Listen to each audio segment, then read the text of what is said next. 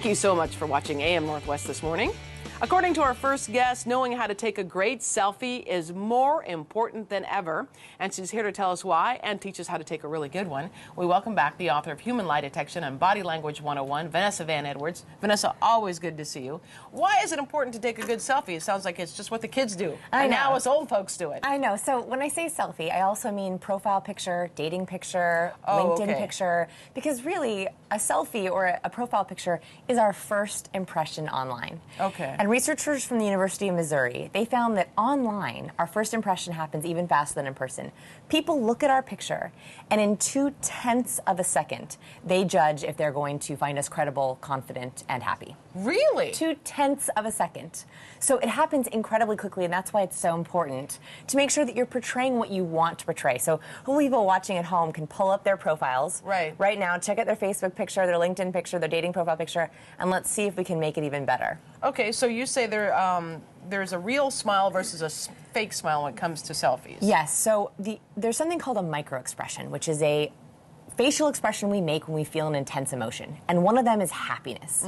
So the only true indicator of happiness, it's not just a smile. Anyone can fake smile, right? Anyone can do this and feel nothing. Yeah, like little kids do when they're getting their picture taken. Right, or like, you know, if you're talking to someone, they're like, oh yeah, I'm so happy for you.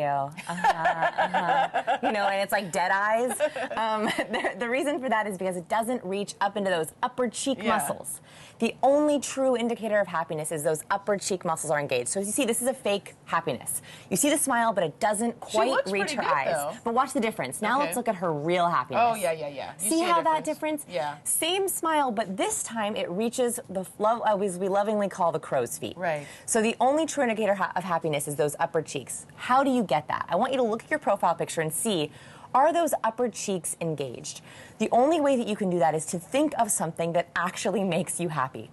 So when you are taking your picture, think of a person, a subject, a topic that makes you happy, and that will bring that smile up into your eyes, and it makes you come across as more authentic, genuinely happy, and more confident. That's great. Very easy, small thing, and you'll notice the difference when you look at pictures. You say never contempt, never show contempt. So the other thing that comes up with smiles... Makes sense, yeah. Yeah, but we don't know really what hatred looks like. And there is a micro-expression for contempt, universal, which is a one-sided mouth raise. So it looks like a smirk. Yeah. That's my husband, by the way, who was forced into these pictures. Yeah. Forced into these pictures. So the one-sided mouth raise. And he's showing you the contempt. He's showing me the contempt. Exactly. Yes. It's genuine emotion right there. So a smirk, a lot of us think that is a half smile, but actually it means disdain. So if you're taking that selfie and you're kind of think you're being casual, what that's showing is negativity. You're literally pushing negativity out into the world. That was the reaction I had to that picture. Absolutely. Yeah. And so people don't realize, like politicians, when they smirk in a picture, their approval ratings drop because they don't realize that they're sending out these signals. So I want you to check and make sure you have no smirks in any of your pictures. Now the next one, this is my favorite. This is about angles. So research out of the University of Brussels, I think this is fascinating, found that the angle that we hold our camera changes people's perceptions of us. So if you take a picture and you hold your phone up high, so the camera is looking down at you, people perceive you to be a little bit weaker, a little bit more in need of protection, and younger. Well, I like the younger part. Because I've always believed in taking selfies from very high to avoid the under the chin look. So as long as they're purposeful, there's no right or wrong. It's whatever you want. Right. Whereas pictures taken from below, people are seen as more confident, more sociable, and more attractive. So this makes sense. It comes from when we were kids. When we looked up at adults, they looked so amazing. So for example, should we take a selfie? Sure. Okay, so here we go. We're going to do it up and above. Are you ready? Yeah. Okay, here we go. And here we go. You want to see that picture? Yeah. For you? See that?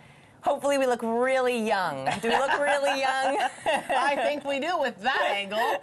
I'm not sure about the next angle. So I just want you to think about your angles. That actually where you hold your camera makes a big difference in how you're perceived in your pictures. So below is better. Taking it below is better? I wouldn't say better because it's totally up to you, but if you're taking like a business picture, straight on or below is better than above because that makes you look a little weaker. But if you're taking a social picture, it's not nearly as important and you can think which would you like better. You talk about a powerful pose. Yes, so in business pictures especially, to show confidence, the more space you take up in a picture, the more confident you are perceived to be. So if you're taking a picture and you're kind of curled in with your arms crossed, that is actually very low power. If you want to be seen as more power, you can actually roll your shoulders back, chest, chin, and forehead up, and then you take a smile. So here are a bunch of high power poses. The Superman, the Wonder Woman, the little dancing. That's all the starfish with our hands above our heads. Any of these, if you're wanting to seem powerful and in charge, that's how you do it. You take up more space. I like that. Then you also say to capture a moment. So the thing that I wanted to end on is if you're thinking about taking some pictures, you want to retake your selfies, you're like, oh my gosh, I have a smirk, I have to retake these. What I want you to do is don't set the stage for a fake photo shoot. Actually take those pictures in the moment, when you're with friends, when you just heard some good news, when you're really proud of something, when you just learned something. Those emotions absolutely come through into the camera. They come through into that picture, and so people really see that you're an authentic, genuine person. Right. So I'd say don't set up a fake selfie photo shoot. Right. Wait until you're in the moment and you're feeling really good, and that's when you want to take those profile pictures, because you're going to show that you are really there, you're really present. I have one other tip. Yes. Don't take a selfie in the bathroom. That's kind of disgusting. Agreed. Yeah. That's bonus tip. Yeah, bonus I just see it. All the young people like to take selfies in the bathroom. I agree. Okay. I agree. All right, so again, the book is titled Human Lie Detection and Body Language 101. Vanessa Van Edwards, always good to see you. Thanks Very for having fun. me. Thank you.